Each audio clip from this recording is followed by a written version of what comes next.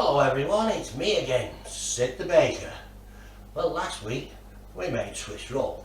This week we're going to make some sponge fingers and sponge drops, very similar to Swiss roll. So let's see what we need, should we?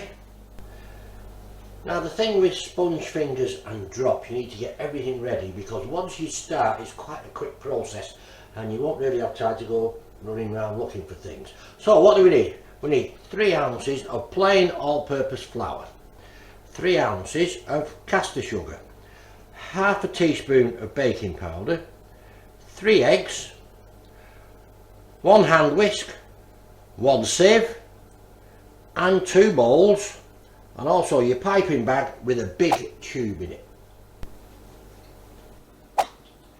So my first job is to get half a teaspoon of baking powder and just put it on top of the flour like that. Put that on one side. Next thing, we've got to separate the eggs. Now, a lot of people are worried about separating eggs. There's no need to be really. You get yourself a stern knife, just knock it in the middle like that, firmly but not too hard. Just like that. Separate the egg and put it on one side like that, and then it all goes into one shell, one half of the shell. Then simply tip it back in two, just like that, until all the white has fell into the bowl, and put the yolk in the other one. Do it again, give it a good smack, simply put it all in one, like that, and just go back in two until all the white has come out. And there you go, that's another one. Once more. Now if you're worried about doing this and you think you might get some yolk in the white while you're doing it, just do one at a time in a measuring bowl, and then if you've done it right you can then tip it into the main bowl each time, and that way it's not wasted. Right, so we've got the eggs yolked in one and we've got the whites in another. The next thing we're going to do, we're going to put half of the sugar, only approximately, doesn't have to be exact, in the yolks and half in the whites. And we're going to whisk it up. Now while I whisk it up I'll turn the camera off because it does make quite a lot of noise. So there's the whites whisked up. Now don't forget, you'll have to do the whites first, because if you do the yolks first and then you put the whisk in with the whites, they won't beat up. You need to do the whites first, and then we just go on and do the yolks. Okay, so we've got the yolks mixed up with some sugar, we've got the whites mixed up. Now we're going to put the two together. Now as with the Swiss roll, obviously our raising agent is mostly fresh air. We have put a little bit of baking powder into the flour, but not much. So we put the egg whites in there and just fold them in gently, just so they mix nicely together. Just like that. There you go. You don't have to mix them too much because you're going to be mixing the flour in with that now. So we've got that. Now, get your sieve and your flour that's got your baking powder in it, remember, and simply sieve it on the top. Now, again, get your hand like that, just put it in and stir it around gently, like we did with the Swiss roll. Try not to knock any air out, just do it nice and gently. And it mixes in quite easily if you take your time. Just gently rub your fingers around.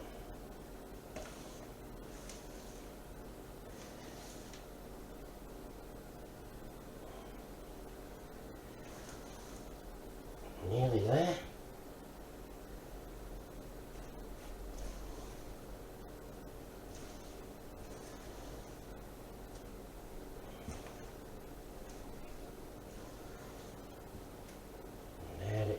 Ready.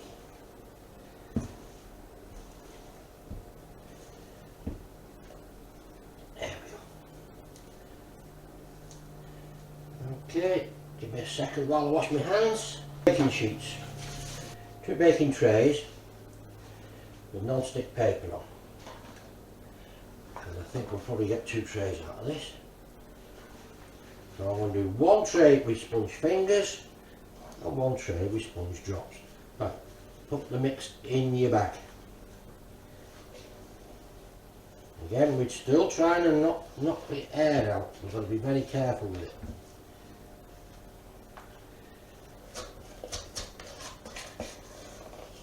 There we go. Like that. You get the bag. Okay, sponge drops first.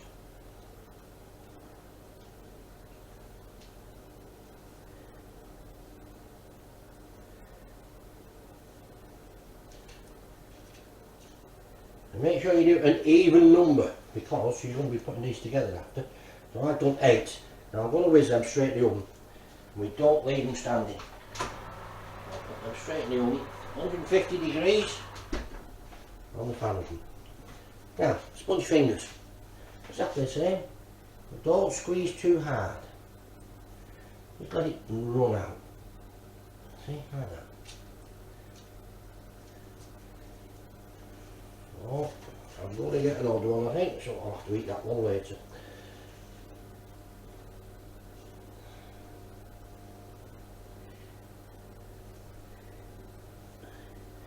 And there we go. That's going. Now, I've got a double oven here. I've got a top oven and I've got one down there. I turned them both on because, as I said before, they both have to go in at the same time. You can't leave sponge fingers or drops standing for too long. So I'll put the 2 ovens on. If you only got the 1 oven, you'd have to use 2 layers in the 1 oven. Right, the sponge drops are ready. They've literally been 10 minutes. And that's it. And then you go and look at those. Put them on there to fill the sponge fingers that are in the bottom oven. And I'm ready. And there they are. Now, while those fingers and drops are cooling off, I'm going to mix some icing sugar. 2 or 3 big spoons of icing in a bowl, just like that, and a drop of water. Stir it up.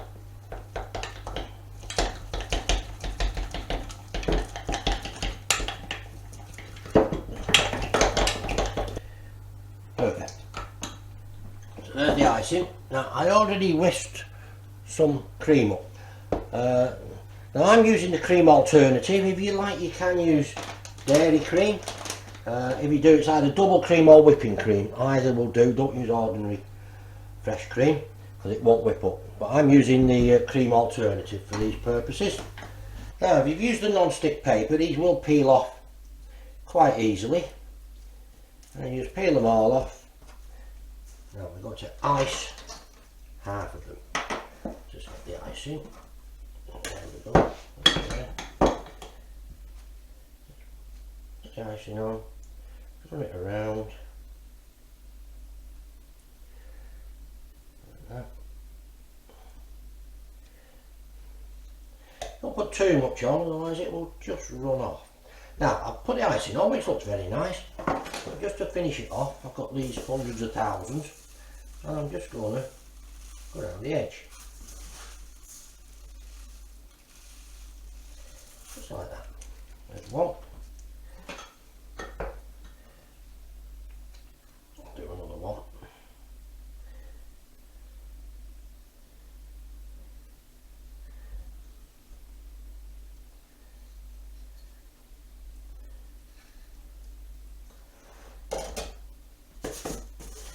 And just go around the edge with the coloured bit. You put chocolate bits around if you like. But I'm just using these. There we go. Alright, I'll come back when I've done the others. Okay, so they're all iced now. So, what we do next? Get a little bit of jam. Take the other half that we're not iced and put some jam on it. And put it in a paper case like that. Same again. that.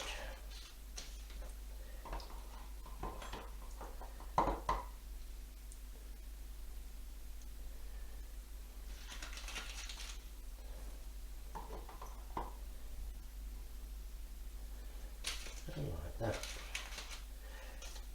And we can do exactly the same with the sponge fingers. Get the jam and just go the length of the sponge finger. Like that. Put it in a paper case like that. And again.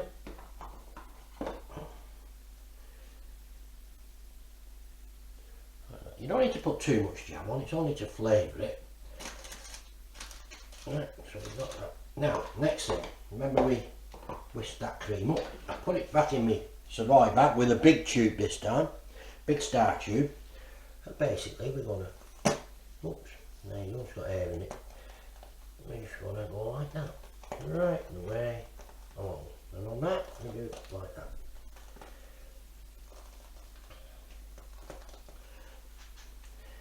And these go on top of there. That.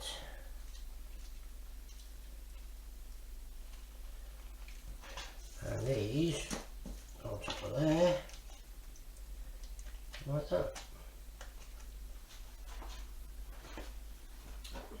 And I get my little sieve. If you've got a sugar dredger, all the better.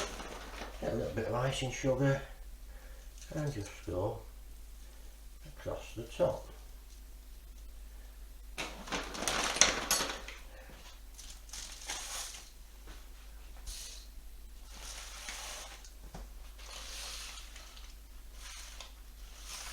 And there you have it.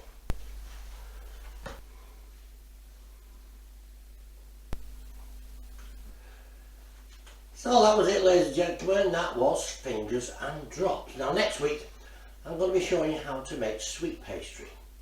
As we call it in the bakery, tart pastry. Now I know pastry's a bit boring, but if you're serious about baking, these are the building blocks that you need to learn. From the sweet pastry we can then do almond slices, bakewell tarts, custard tarts, apple pies, the list is endless. So next week, sweet pastry. Now, you wondering what happened to that half piece of sponge finger? I bet you think I want to eat it, don't you? You're absolutely right.